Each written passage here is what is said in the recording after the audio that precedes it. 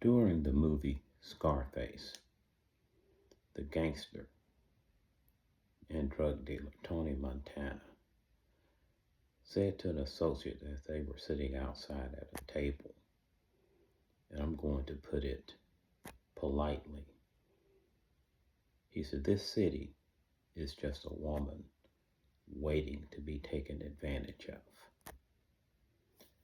That's how Donald Trump sees the United States of America. He sees it as 340 million suckers that he can take advantage of. But with his latest round of this worldwide tariff war that he has set off, he expanded his vision to 8 billion people, the population of the earth. He levied tariffs basically on everyone save Russia and Belarus. So Trump never intended during this second term to be an actual president of the United States operating conventionally on behalf of the people of the United States. Trump's intentions that he had during his first term, but he was thwarted by men of goodwill and women of goodwill who wouldn't go along with his baser instincts.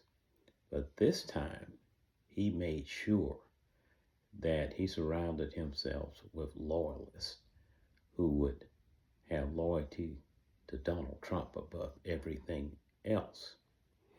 So this shakedown that's going on, where he has basically thrown the worldwide economy and economic system into turmoil to create a situation of come to me if you need any relief, and he will dictate the terms.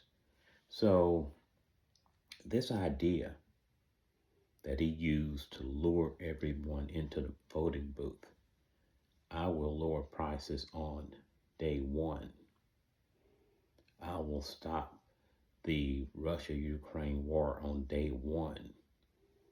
I will crush your enemies that are preventing you from getting where you want to be and need to be socioeconomically in the United States of America. All of that was a ploy. And once he assumed power from being elected, he no longer had any use for those supporters who have gone through thick and thin with Donald Trump. He is now in full Tony Montana mode, and that was the character in the movie Scarface. He is trying to take advantage of everything he can. He just made a Truth Social post on the 4th of April after he started sinking the stock markets worldwide. And he told to everyone, basically, if you're wealthy and come into the United States to invest a lot of money, do so because you'll become richer than ever before. And he even said, I'm not going to change my policies. So the President of the United States admitted that he is doing a huge financial market manipulation and invited his friends and wealthy benefactors to feast off the misery of the people. So my question is, when did we become this way? So that we are so easily manipulated and not even verifying what someone is putting out as the facts. This so-called Doge efficiency search in government. Do a little research. Type into your search bar on the internet the number of federal employees in 1988. It was approximately 3 million, not counting the military, civilian employees.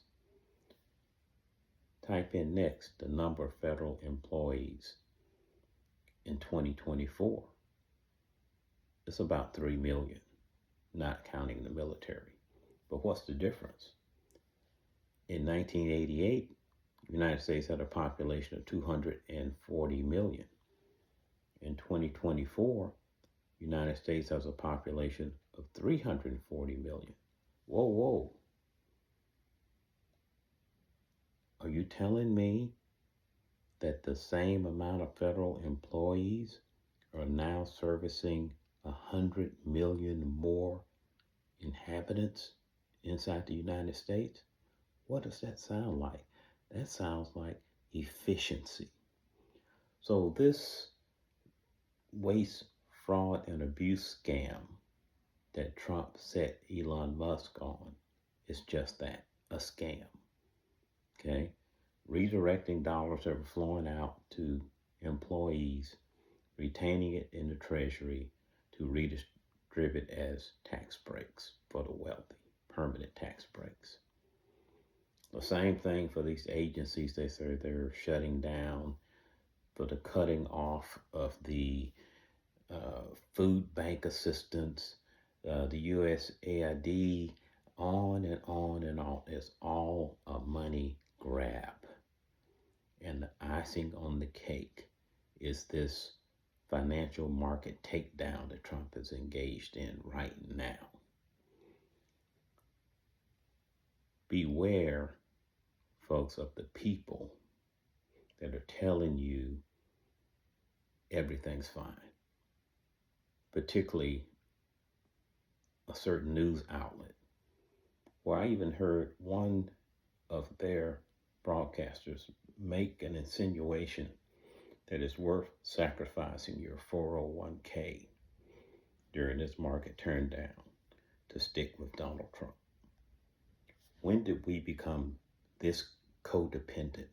Not everybody, but there's a segment of this society that is so codependent that someone has to tell them which way to go. Aren't we the same country that fought against the king to become independent? What happened? Now we're so codependent that these folks want to tell you how to think. Well, I'm just here to tell you. Break out of your trance. It's time to think like the people thought in 1776. You're not beholden to this person.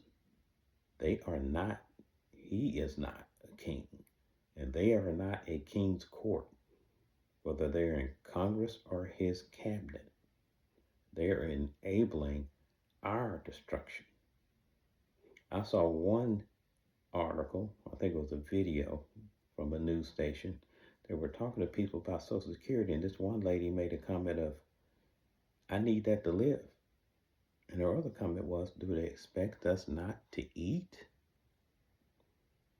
I'm not going hungry for any of these people, and you shouldn't either.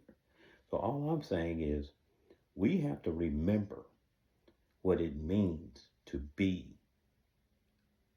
an American, a United States citizen, the home of the free, the home of the brave. And it takes bravery to break out of these quasi-cult-like situations. People fear being ostracized. They fear being ridiculed. They fear even of being physically attacked. But I think you are selling your neighbors short, because no one's protecting you. Your Congress people, they won't show up to town hall meetings, and they're just brushing you off. And if you do show up and they show up, they're going to say you are a plant paid attender from the other side. So we have to become the people we were in order to survive this. And I'm not going to go on any longer, but I'm just saying, don't let Donald Trump have the view that Tony Montana had of his city. Don't let him have that view of all of us in America and take advantage of it. Because given his history, he will take full advantage. And while we're struggling, some folks crying at their kitchen tables at night because they can't make ends meet because of the increased cost of these tariffs and everything he's put on all the products coming into this country, guess what? He will be out golfing. That's unacceptable.